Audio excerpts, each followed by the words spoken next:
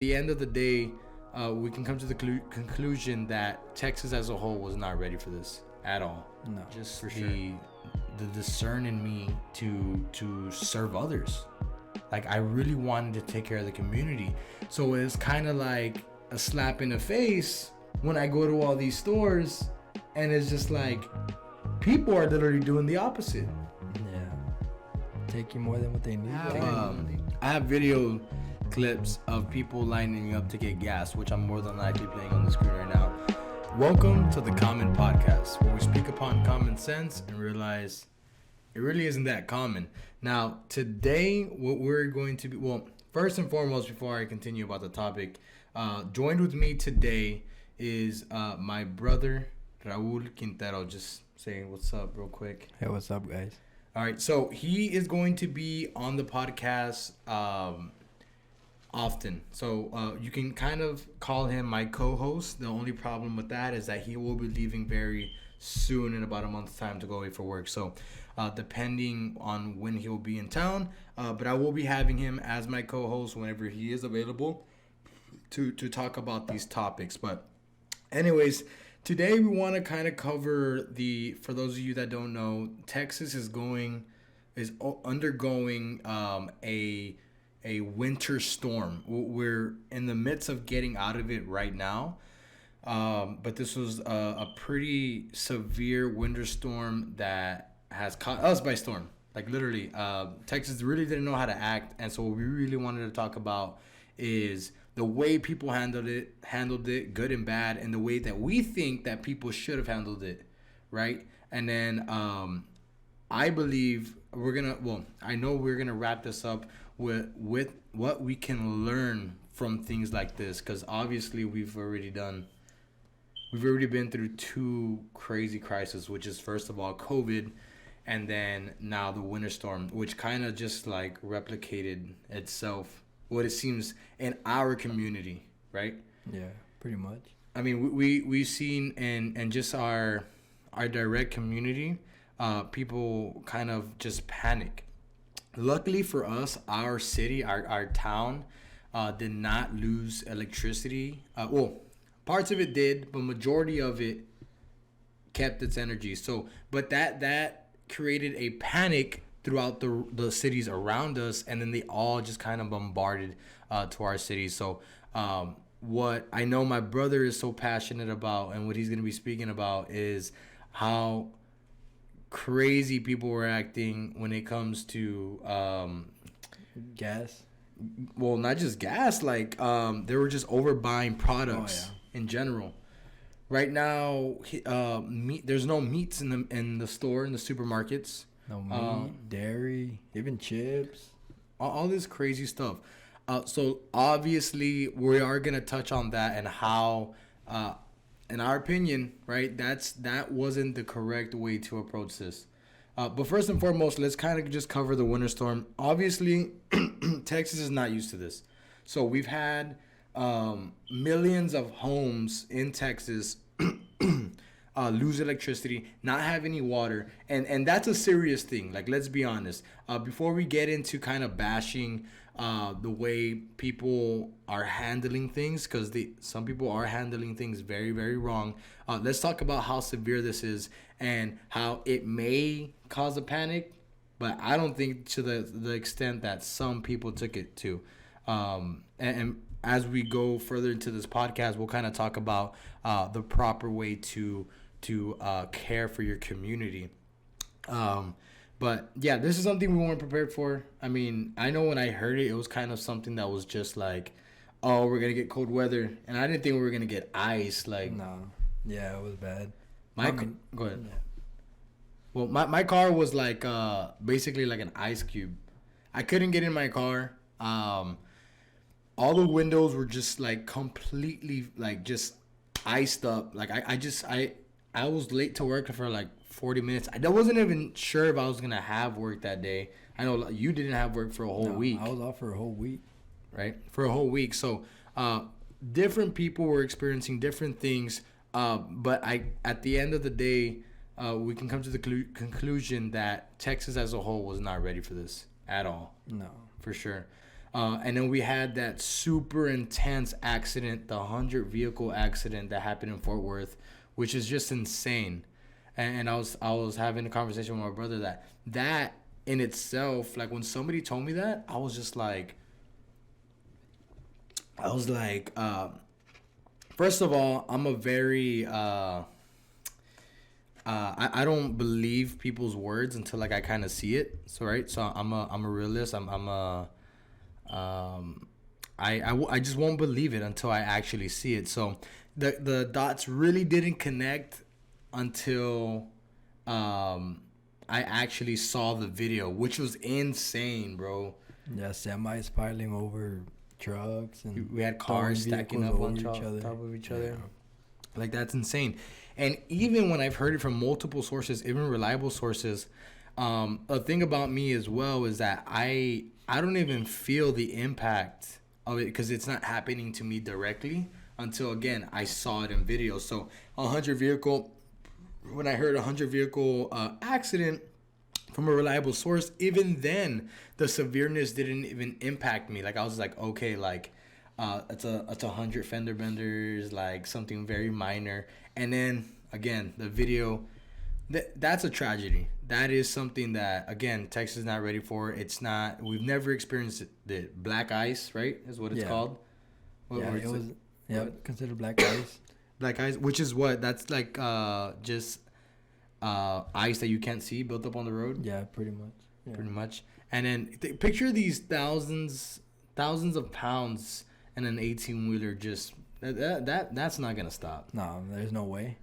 For nothing. Especially on ice. The thing about it, people can stop in cars, and then if you get a fully loaded semi, I mean, so it was something that I'm not gonna say that it was not prevented, but it was pretty difficult to prevent something like that, because for all these companies and corporations to kind of just say, you know what, it's gonna ice up, we're expecting black ice, no vehicles on the road or on the highways, anything like that. That's not gonna happen. Or drive more carefully, but I mean, even then with the black ice, it wasn't gonna happen. So to kind of predict that and to avoid that was pretty difficult in itself. So but let's talk about the effect of that, like the result of the 100 vehicle accident and what the type of panic that started.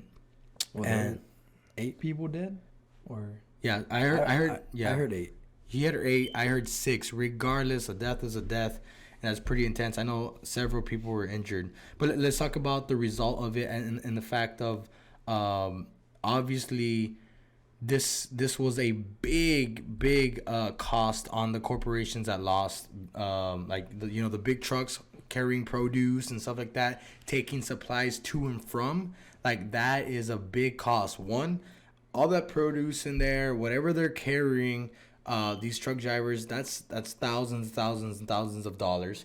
The vehicles themselves are very expensive. So now guess what? All produce is at a halt, right? Yeah, so all product is at a halt. Yeah, so now this alarm gets sent to all of these people in your community, is like, okay, well, we need to get what we need before, which was literally not what you should have done. False panic. Yeah, all that panic is, and I'll explain why. Because saying all of this at first sight makes sense, right? Like, okay, we're not gonna be receiving product. Let's get what we need. That's what should have happened. Yeah, what you need. Yeah, that's what should have happened. We should have got what we need, and then everything else, you should have left that for the next person, for the community, for your neighbor, right? But obviously that's not what happened, and we'll get more into that right now. But so that created a panic that started, and I'll tell you what, like the news kind of spreaded it. But I'll tell you what's worse is the people in the actual community, like, oh, you better stock up on milk. You better, like... Yeah, nobody needs fucking 6 gallons of milk, and you don't need to freeze milk. I mean, there's no point. I mean... Yeah, there's always that tia, that tío, that mother, father, whatever. It's like, you better go to the store right now. You better fill up your tanks of gas and bring your 1,000-gallon container and fill it up. Filling water containers up. That's what, how much? 300 gallons? Yeah, about like 300 gallons. I'm not familiar with that, but yeah, people filling up water tanks full of gas. I mean, so essentially, people getting more than what they actually needed created a depleted stock and produce and anything and everything. I don't know why this camera's not focusing, but it created a deplete and we went to Walmart today. Yeah. We have shelves and shelves empty. The whole meat side is just completely empty. And what caused that is obviously the wreck and companies taking precaution. But more so was people overstocking. And then you had a good point about the freezers. About people not even having electricity. Oh yeah, there's no electricity. Why are you going to stock up so much? And I mean, you don't have nowhere to put your food. You barely have a place to stay. People staying with family and stuff. I mean, exactly. People are grabbing food for weeks and weeks and weeks to come. When this is what doesn't make sense.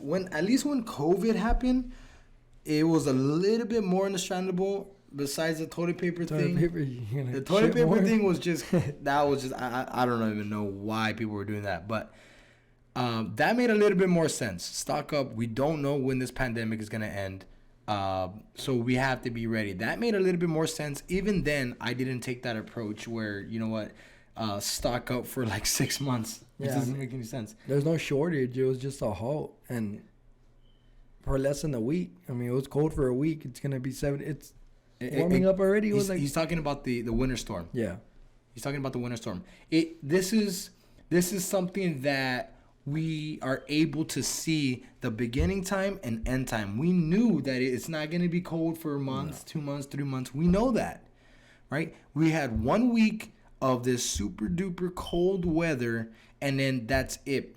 Obviously, the recovery was gonna be challenging, and getting produce on the shelves was gonna be. But now we just dug ourselves even deeper. Yeah. Right. And there was.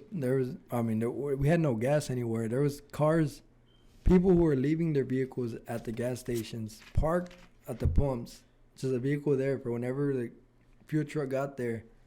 They'll go to their vehicle then and then fill up so they can leave. And there was even lines waiting, like if they're pre-ordering a new Call of Duty or something. Just like I have video clips of people lining up to get gas, which I'm more than likely playing on the screen right now. Which is something else that it is ridiculous, but I am gonna be sensitive to the people that obviously did not have electricity, obviously did not have power. I know that there is a need.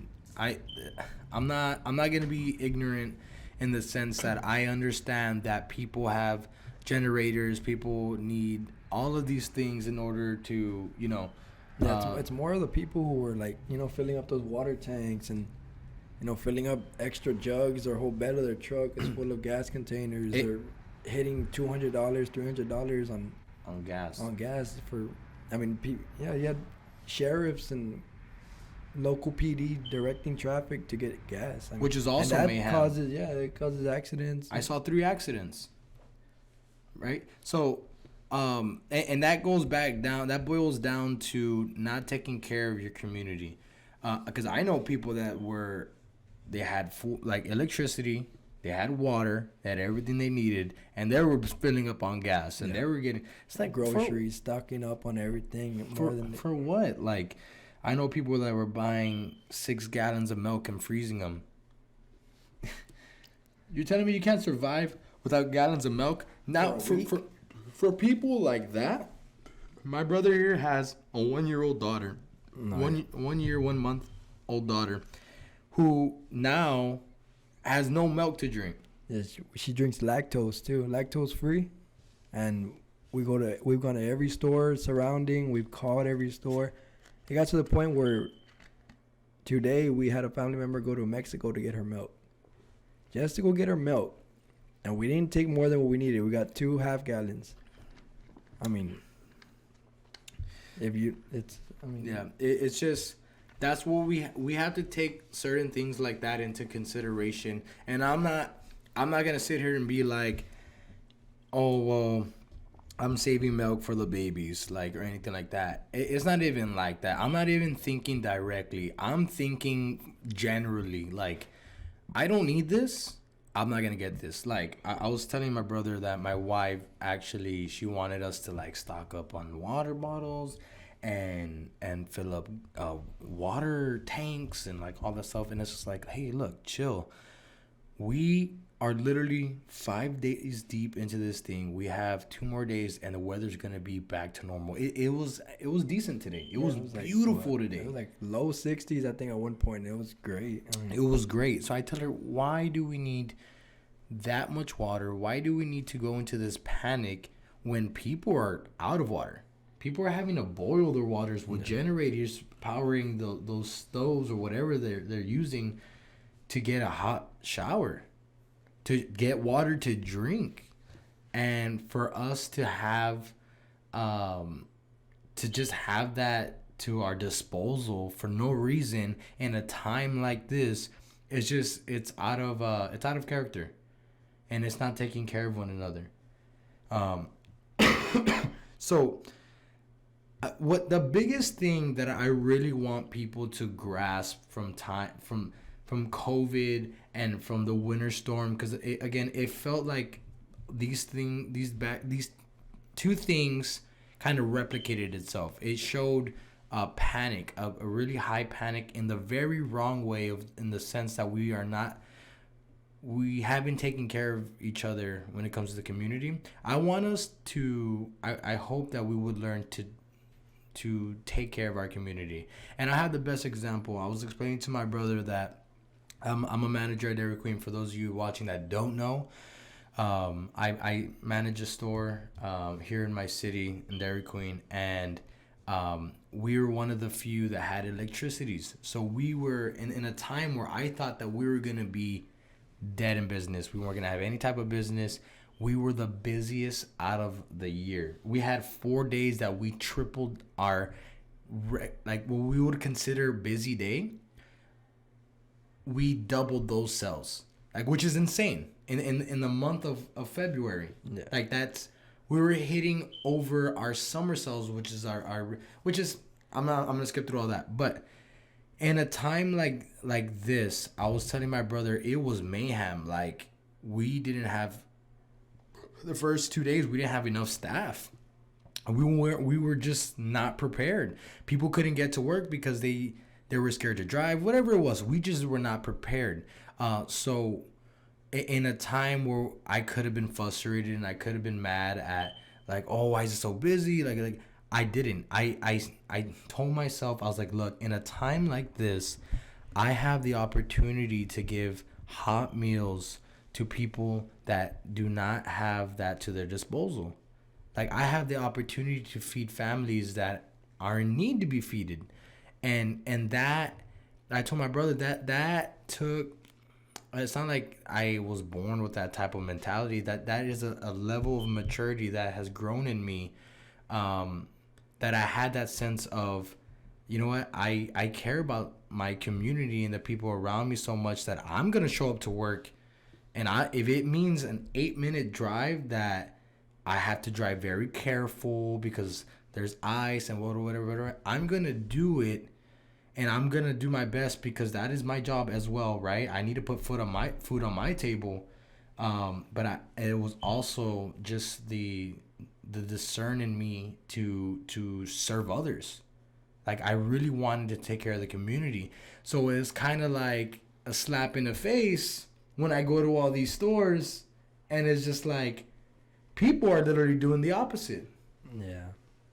Taking more than what they need. Taking more than what they need. And that's gonna be like the story of this podcast. It's just people just Selfish people. Like, And you take a little bit more than what you need, like, oh, it's not gonna matter. And then people with that same mentality, they continue, and then the shelves are empty. yeah. I think the way that I look about it is, by me taking more than what I need, it's not it's me taking out of somebody else.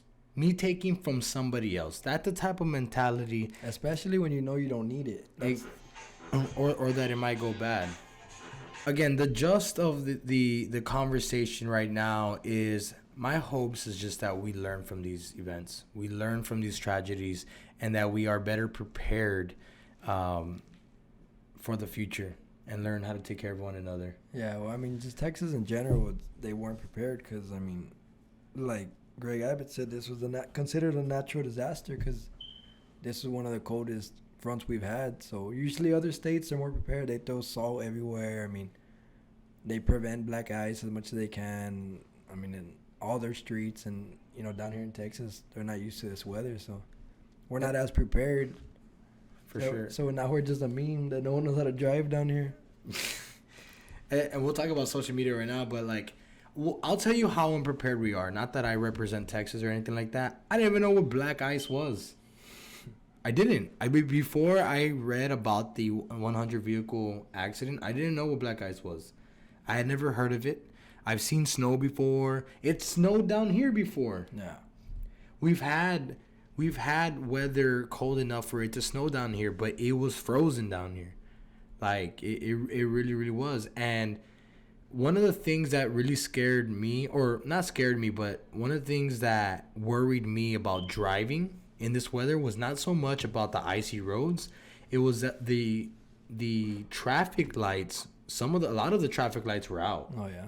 So put that with an uncareful driver. Or an overconfident driver, too. An overconfident driver, a non-defensive driver. Yeah, people who drive, let's say, out of state all the time in snow, and, you know, those pro drivers who aren't from here, and, you know, you're so overconfident, and, I mean, you're driving recklessly, you know, the person next to you is not as confident, they're going to freak out, get nervous, and then...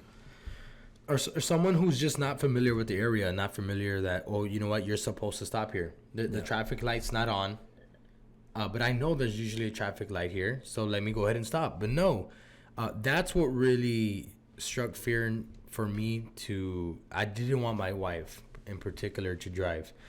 I was worried for my whole family. I called you, I called Dad, I called several family members and made sure that y'all had electricity and water. Yeah.